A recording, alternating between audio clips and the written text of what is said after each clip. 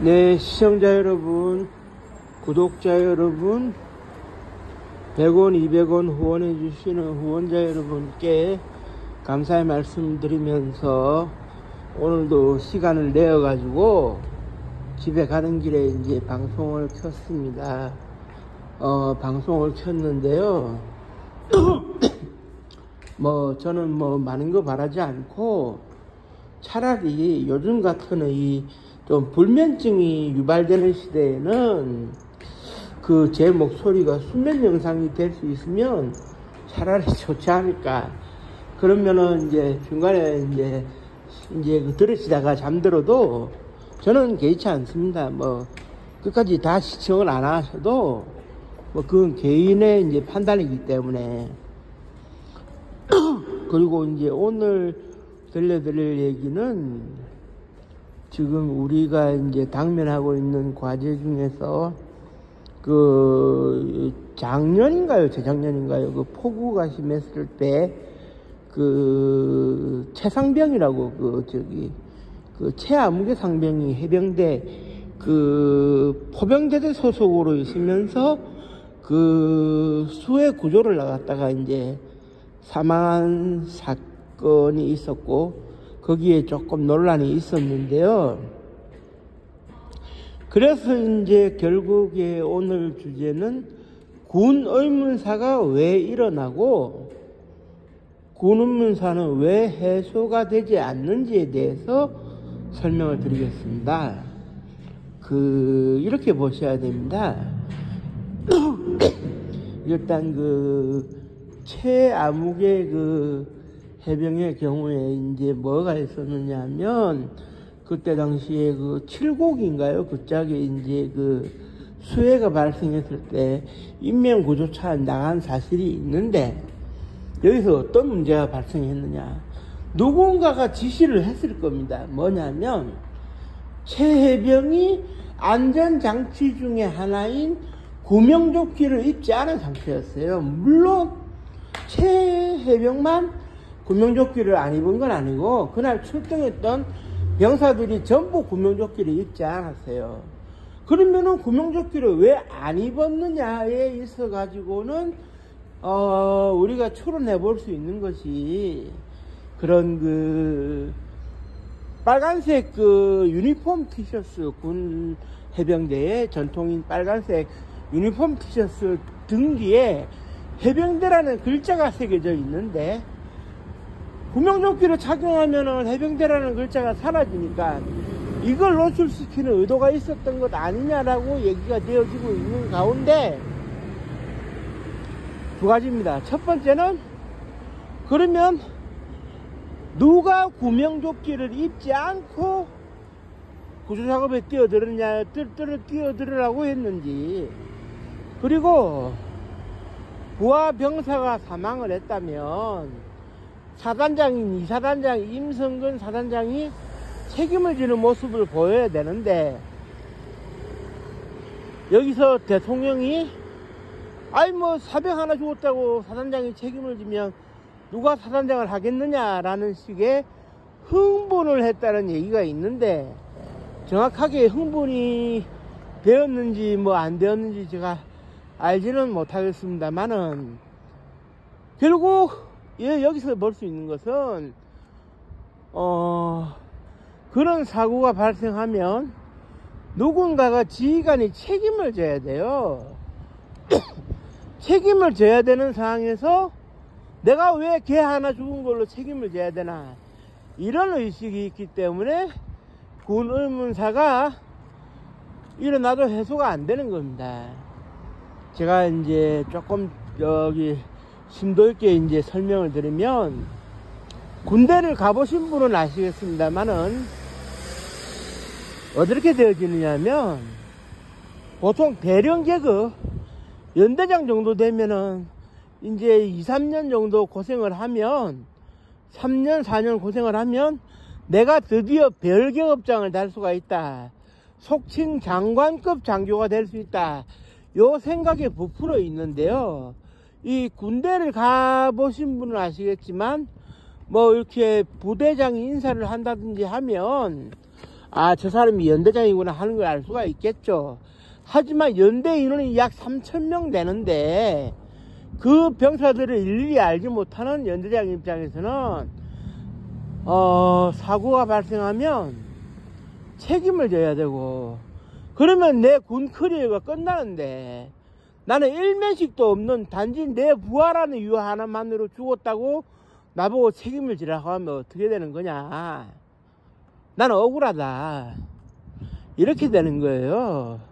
그러니까 결국 책임을 안 지기 위해서는 얼렁뚱땅 넘겨야 되는 거예요. 그러면 어떻게 되느냐. 사고를 이렇게 다르게 이제 재현을 한다든지 타사를 자살로 바꾼다든지 하는 식이 이제 얘기가 되어질 수 있겠죠. 그리고 이제 다른 한편으로는 뭐가 있냐면, 지금도 있어요. 그 기무사, 지금은 방첩사령부로 이름이 바뀌었죠. 부대에 굴곡이 좀 있었는데 거기에서 이제 군생활을 하는 요원들을 길러내는 보안학교라고 있었어요. 보안학교. 그 지금은 이름이 기무학교로 바뀌었는데, 거기에 가면은 기무사에서 일을 하기 위해서 이것저것 배우지만 쓰잘데기 없는 거 또는 가르쳐서는 안 되는 것까지 가르칩니다. 군의 효율성을 위해 가지고.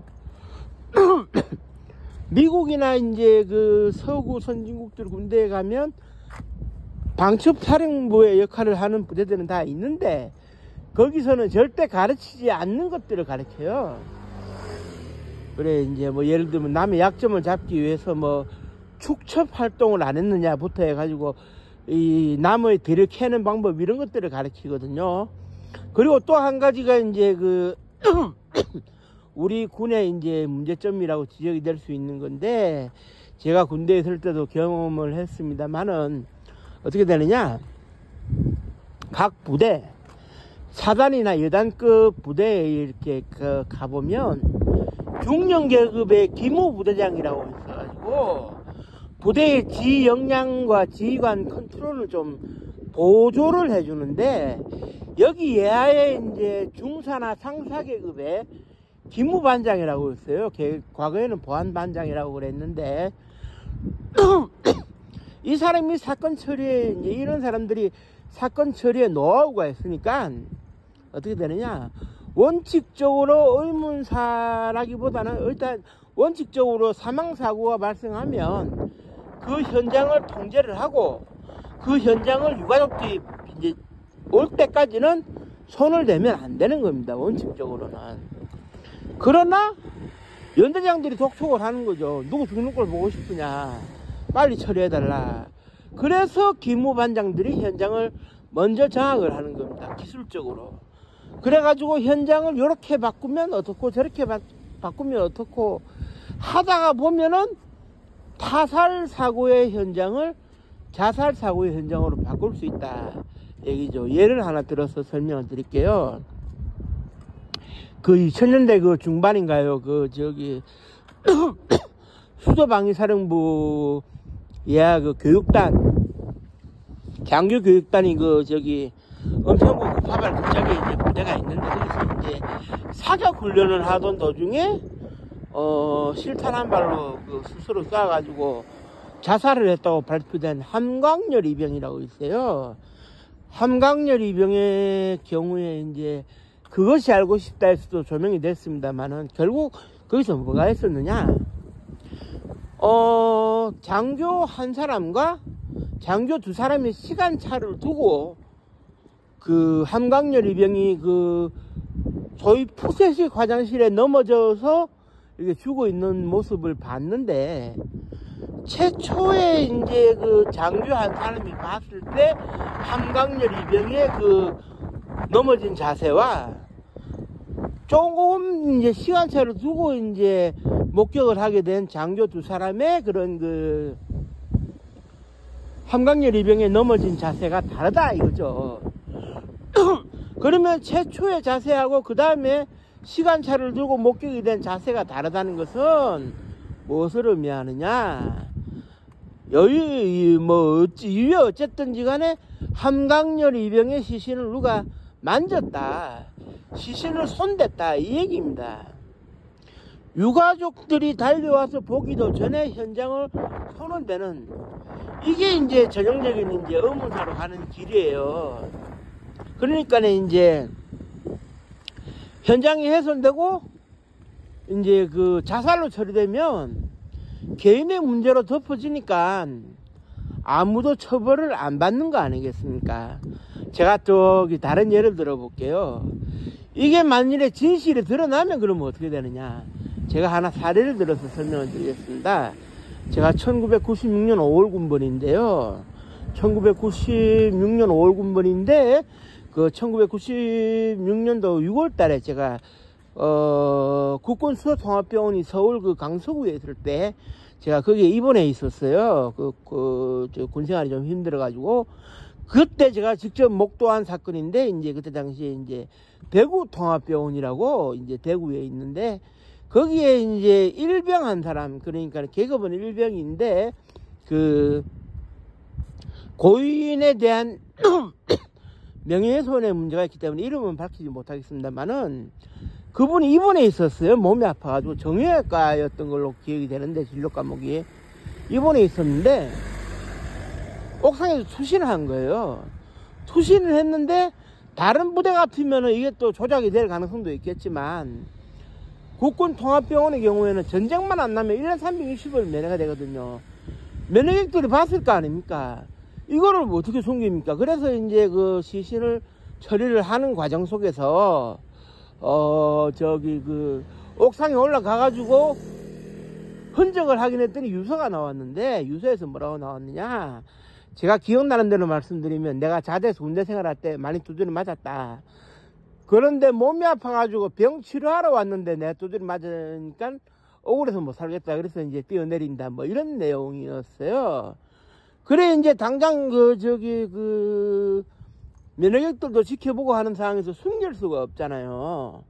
그 유서도 공개될 수밖에 없고, 그러니까는 이제 이게 그 구타 및 가혹 행위를 못 견뎌서 이제 뛰어내렸다라는 사실이 드러나니까, 그 다음날 어떻게 되느냐? 이 사람의 원소속 부대인 24단 결전 부대의 사단장이 보조 개임이 됐어요. 그리고 국군 대구통합병원의 대령 그 병원장이 보조 개임이 됐어요. 그 다음에는 뭐 줄줄이 사탕으로 이제 처벌을 받는 거 아니겠습니까? 현실이 일할진데 누가 사고가 일어났을 때 드러내고 싶어 하겠습니까? 군생활도 끝나고 뭐 사실상 직업군인의 인생이 끝나는데, 그러니까 이제 처벌이 이제 두려운 상황에서 이걸 진실을 밝힐 용기가 없는 겁니다. 이게 가장 큰 문제죠. 거기에다가 군대에서는 진실이 드러나지 않기 위해서 뭘 하느냐? 부검하지 말고 화장하자 그럽니다. 대개의 경우에. 왜냐하면 우리가 이제 법의학의 그 주요한 경구 중에 이제 뭐가 있냐면, 죽은 자는 말이 없지만 시신은 진실을 말한다고 그러거든요. 그 부검이 제대로 이루어지면 진실이 드러날 수 있으니까 부검하지 말고 화장하자.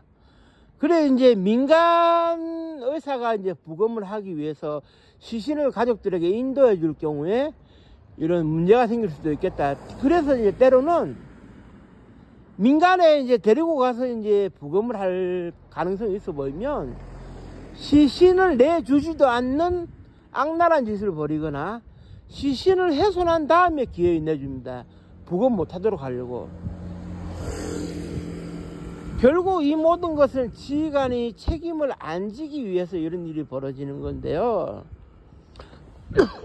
참 안타까운 일이죠. 국가에 맡겨놨더니 말이지 죽음이 돼가지고 돌아왔는데 국가도 책임을 안 지고 담당 부대장도 책임을 안 지고 지휘계통에 있는 그 누구도 책임을 안 진다면 그건 뭐 국가를 어떻게 믿고 군대를 가겠습니까? 안 그렇습니까? 이거는 우리가 좀 고민을 해봐야 될 문제예요. 국가가 언제까지 의문사나 양산하고 있을 수는 없는 거 아니겠습니까? 언젠가는 진실이 드러나게 돼 있는데, 허은건 일병 의문사의 경우에도 30년이 지나서 어떻게 해든지 해결이 됐거든요. 진실로 드러났고. 그렇다면 이제는 좀 달라져야 되지 않을까 생각을 하고요. 그리고 오늘은 제가 특별히 안내방송을 드릴 텐데요. 조금 있다가 시간 나서 제작이 될 영상으로서 그 의문사의 대명사인 1998년도 2월 25일 날 김대중 대통령 취임식을 하던 그날 판문점 공동경비구역 JSA 231 GP 3번 벙커에서 총에 맞은 시신으로 발견된 김은중이 의문사의 대명사인 의문사 사건의 대명사인 김은중이 사건에 대해 가지고 제가 방송을 또 제가 연구하고 분석한 대로 방송을 해드리도록 하겠습니다.